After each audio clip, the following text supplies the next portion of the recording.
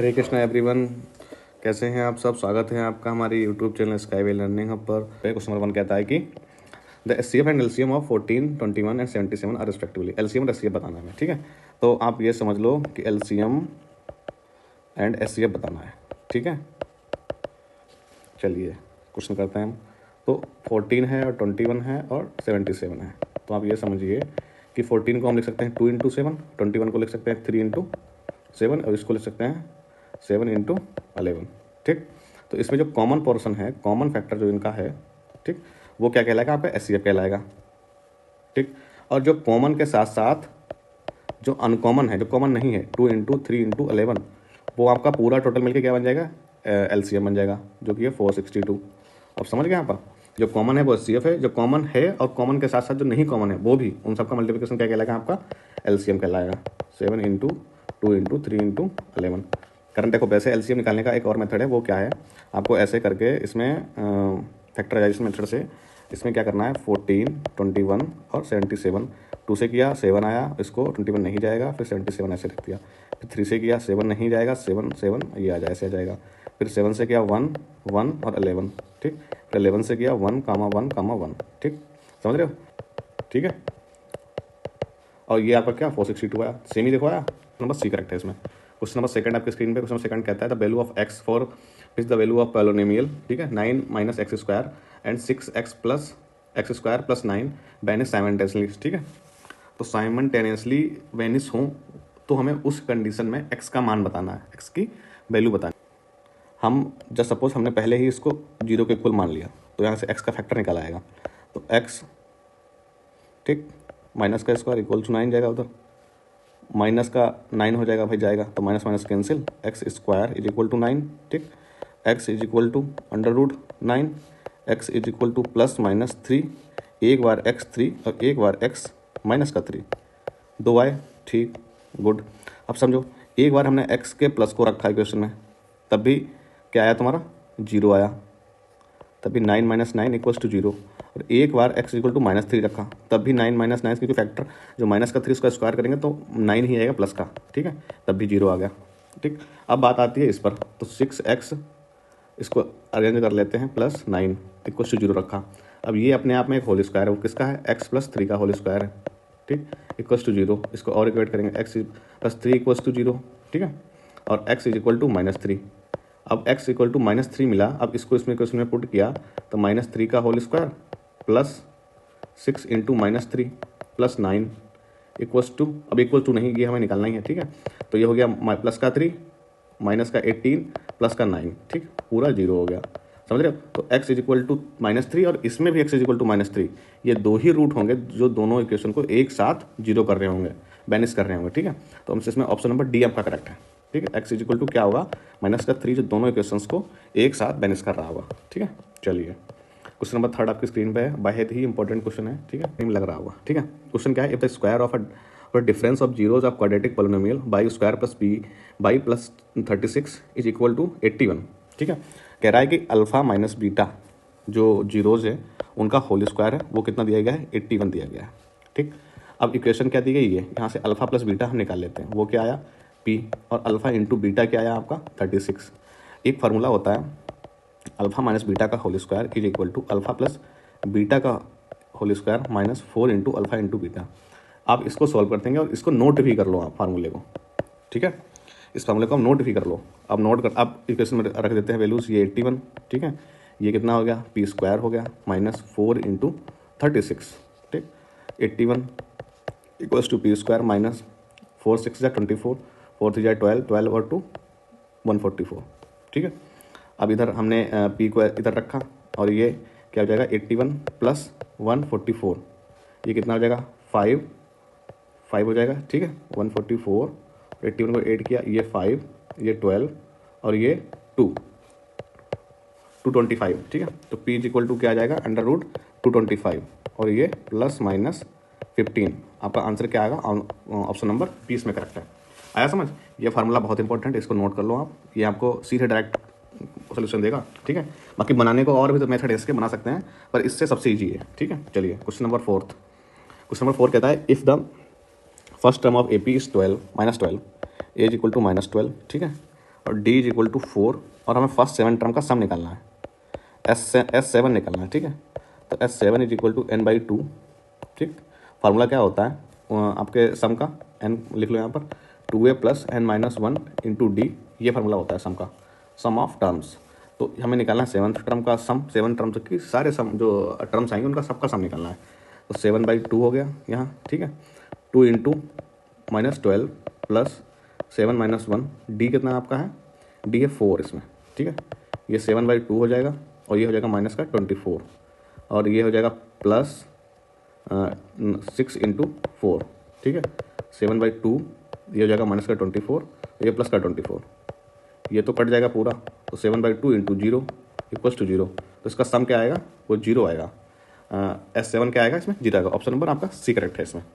बढ़िया क्वेश्चन था। चलिए क्वेश्चन नंबर 5 पे बढ़ते हैं। क्वेश्चन नंबर 5 कहता है, if the system of equations 3x + 2y equals to 4 और 4ax + a + b y equals to 16 has infinite many solutions, then.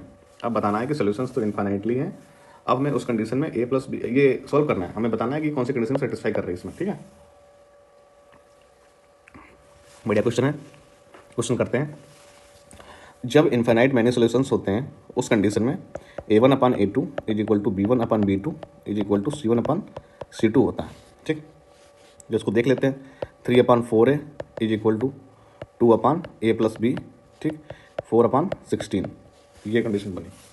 तो इसको इक्वेट कर लेते हैं हम बहुत आसानी से।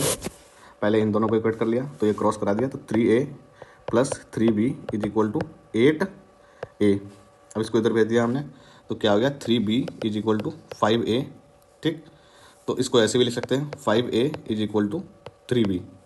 पहला ही ऑप्शन काम कर गया आपका, ऑप्शन नंबर ए इसमें करेक्ट है, ठीक है। 5a is equal to 3b। और ये कंडीशन कौन सी होती है, जब इन्फाइनाइटली मैनी सॉल्यूशंस हो, ठीक है, मैनी सॉल्यूशंस हो, ठीक है, याद रखना ये। क्वेश्चन नंबर 6 पे बढ़ते हैं। क्वेश्चन नंबर 6 कहता है, बहुत ही इंपॉर्टेंट क्वेश्चन है, बहुत शानदार क्वेश्चन है। The distance between the points 4 cos theta + 3 sin theta, 0 and 0 4 sin theta -3 cos theta बताना है हमें। डिस्टेंस बतानी है। पॉइंट ये दिए गए हैं, x1 y1 x2/2, ठीक। डिस्टेंस निकालते हैं, अंडर रूट लगाते हैं पूरे पे पहले ही, और क्या आएगा, 4 cos थीटा + 3 sin थीटा, ठीक है, माइनस का 0 का होल स्क्वायर, ठीक, प्लस अब इसको करते हैं 0 - 4 sin थीटा -3 cos थीटा पूरे का होल स्क्वायर, ठीक। ये तो 0 इसमें से कोई दिक्कत ही नहीं है, घटेगा तो वो सेम ही बचेगा, ठीक है। तो इसको लिख सकते हैं 4 cos थीटा + 3 sin थीटा का होल स्क्वायर, ठीक है। प्लस इसको लिखते हैं, माइनस का माइनस बाहर रहने देते हैं, ठीक है। हालांकि माइनस है ही यहाँ पर अंदर ही, तो इसको हम ऐसे रखते हैं, ठीक है। अब इसको समझिए, अब ध्यान से करना, इसमें क्या है। चलिए, अब इसमें जो माइनस है ये इसमें होल स्क्वायर है, तो माइनस तो प्लस हो जाएगा, ठीक है। तो यहाँ पर प्लस ही रहेगा, तो यहाँ पर ये 4 sin थीटा, ठीक, -3 cos थीटा का होल स्क्वायर।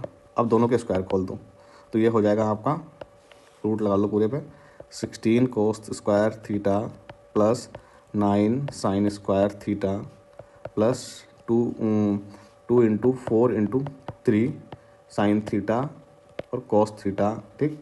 दूसरा वाला प्लस करो, 16 sin square theta + 9 cos square theta -2 into 4 into 3 sin theta cos theta, ठीक है। यहाँ तक हो गया ये। अब देखिए अगले में, अब ये देखो, ये टर्म प्लस की है, ये माइनस की है, तो पूरी टर्म कट गई।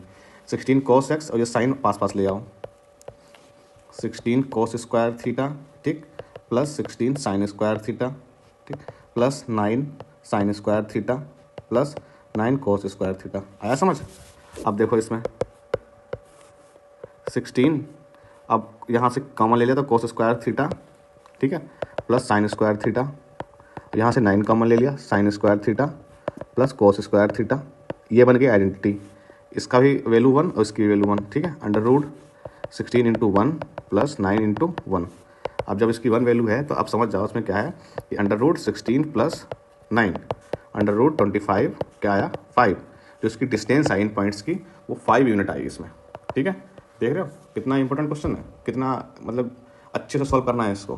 तो ऑप्शन नंबर सी इसमें करेक्ट है, 5 यूनिट। चलिए क्वेश्चन नंबर 8 आपकी स्क्रीन पे है। क्वेश्चन क्या कहता है, if a regular hexagon is inscribed in a circle of radius 3 centimetre then its perimeter. अब देखो क्या है, हेक्सागन है और किस में है, इन अ सर्कल, सर्कल में इंस्क्राइब्ड है। तो मान लो ये सर्कल है, ठीक है, और इसके अंदर एक आपका क्या है, केस में ये इंस्क्राइब हो रहा है ऐसे इस टाइप से। 6 साइड होती है हेक्सागन में। अब देखिए है 6 साइड इसमें, 1 2 3 4 5 6। अब कह रहा है कि सर्कल की जो रेडियस है, जो ये रेडियस है यहाँ से लेके यहाँ तक की, यहाँ से लेके यहाँ तक की, ये कितनी है 3 सेंटीमीटर है। ठीक, हमें पेरीमीटर बताना है हेक्सागन की जो है is equal to the radius of circumscribed circle equal है, तो S is equal to R हो गया। ठीक है, तो अब साइड लेंथ है कितनी हमारी, वो भी आपकी कितनी हो गई 3 सेंटीमीटर हो गई। ठीक है, तो पेरीमीटर इसलिए भी यहाँ पे क्या होगा आपका 6 साइड है, 6 साइड इंटू 6 इंटू साइड, तो 6 इंटू 3 कितना हो जाएगा 18 सेंटीमीटर। तो इसका जो पेरीमीटर है वो अब कितना हो जाएगा 18 सेंटीमीटर हो जाएगा। ठीक है, चलिए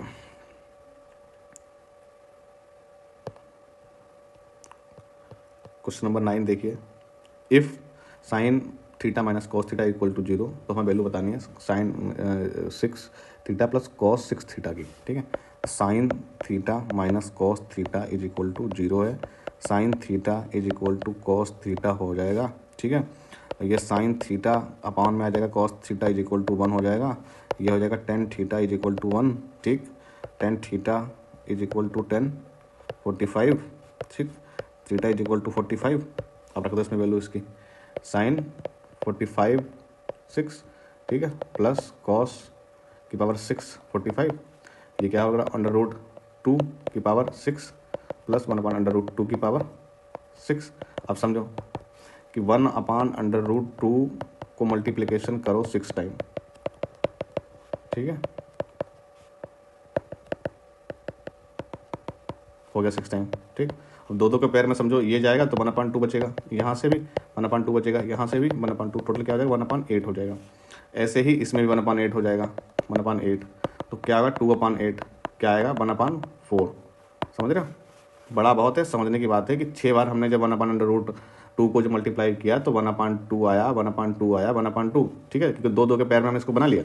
टोटल की जो वैल्यू आई 1/8 आई, तो दो जगह अंडर रूट 2 की पावर 6 है तो 1/8 और 1/8 एलसीएम बराबर था, तो एलसीएम को समान रखा, ऊपर अंकों को जोड़ दिया, तो क्या हो गया 2/8 हो गया, जो कि 1/4 आया कट करने पर 2 से। ठीक है, ऑप्शन नंबर डी इसमें करेक्ट है। चलिए क्वेश्चन नंबर 10। क्वेश्चन नंबर 10 भाई बेहद ही शानदार क्वेश्चन है और बहुत ही शानदार क्वेश्चन है, समझिए है बहुत ईजी। अगर इसमें फंस जाएंगे तो घूमते रहेंगे, और बाकी समझने की बात है। क्या है कि sine theta plus cos theta is equal to √2 cos theta. ठीक है, यहाँ पे हमें कुछ नहीं करना है, अपना शार्प माइंड यूज़ करके इस रूट को सिंगल करना है, जो √2 है इसको सिंगल करना है, यहाँ से कोस हटाना है। तो कोस हटाने के लिए हम यहाँ पर क्या करते हैं, डिवाइड कर देते हैं इसको, किससे, कॉस से डिवाइड कर देते हैं, कॉस थीटा से।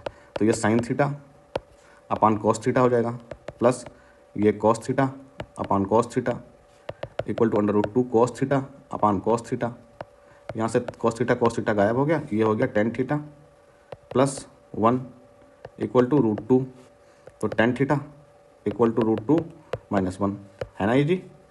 अगर हम यहाँ से मान लो थीटा की वैल्यू निकालते पहले, फिर उसको टेन थीटा में पुट करते, कितना लंबा पड़ता है इस चीज़ को, यहाँ से सीधे सिंपल बन गया, ऑप्शन नंबर बी करेक्ट है इसमें। चलिए क्वेश्चन लास्ट है और इसके बाद कोई क्वेश्चन नहीं है, बहुत ध्यान से बढ़िया क्वेश्चन। क्या है, in a circle of radius 14 centimetre the area of sector made by an arc of length is 11 with the centre.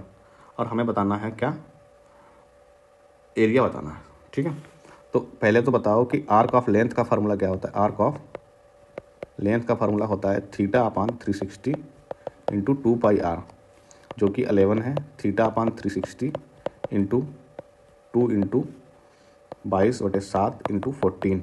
ठीक है, तो यहाँ से कितना हो जाएगा हमारा, ये 2 टाइम्स जाएगा, ठीक है, ये 11 1 11, ये जाएगा आपका कितना 2 टाइम्स, या 2 टाइम्स। तो यहाँ क्या 360 इधर आ जाएगा और इधर जाएगा 8 into theta, theta is equal to 360 upon 8। तो 8 से जाएगा 8 4 जा आपका 32 और यहाँ बचा 4, 8 4 जा 8 5 जा आपका आ जाएगा कितना 40, समझ रहे हो। तो थीटा हमारा 45 आ गया। अब यहाँ से हम निकाल लेते हैं अपना एरिया ऑफ सेक्टर। तो एरिया ऑफ सेक्टर का फॉर्मूला क्या होता है, theta upon 360 into pi R square, ठीक, 45 अपान 360 इंटू 22/7 इंटू आर कितना है 14 इंटू 14। तो यहाँ से काटो इसको 9 जाएगा 5 टाइम, यहाँ जाएगा 4 टाइम, ये 1/8 हो जाएगा। तो ये 1/8 इंटू 22/7 14 इंटू 14, ये जाएगा 2 टाइम्स, यहाँ 2 से काटो 4, ये जाएगा आपका कितना 7, ये काटो 2 से 2, ये जाएगा आपका कितना 11, ये काटो 2 से, ये जाएगा अपना 2, ठीक है। 11 इंटू 7 बचा जो कि कितना हुआ 77 सेंटीमीटर स्क्वायर। ऑप्शन नंबर आपका डी करेक्ट है। चलिए आप समझे क्वेश्चन को। हमें आर्क ऑफ लेंथ दे रखी थी तो हमने उसका लिखा फार्मूला और वहाँ से हमने थीटा निकाल लिया, क्योंकि हमें थीटा भी तो नहीं पता था कि कितने थीटा पे कौन सा सेक्टर कटा है, ठीक है, और क्या उसकी आर्क लेंथ है। आर्क लेंथ उन्हें दे रखी थी, आर्क लेंथ से हमें थीटा निकाल लिया पहले तो होशियारी से, फिर उस थीटा को एरिया सेक्टर पे पुट किया और वहाँ से बाकी हमें रेडियस दे ही रखी तो वहाँ से एरिया सेक्टर निकाल लिया, ठीक है। चलिए इसका ऑप्शन नंबर डी करेक्ट है।